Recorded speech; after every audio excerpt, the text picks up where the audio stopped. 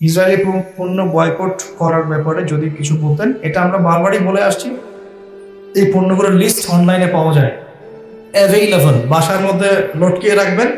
এই পণ্যগুলো কোনো অবস্থাতেই কিনবেন না।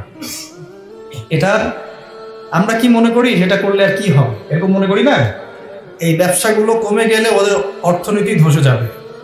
অর্থনীতি ধসে গেলে ওরা সামরিক খাতে অর্থ ব্যয় করতে পারবে না। সামরিক খাতে অর্থ না ব্যয় করার অর্থ হচ্ছে ওদের মিসাইল বুলেট আপনি ঠেকিয়ে দিলেন। বুঝতে পারেন?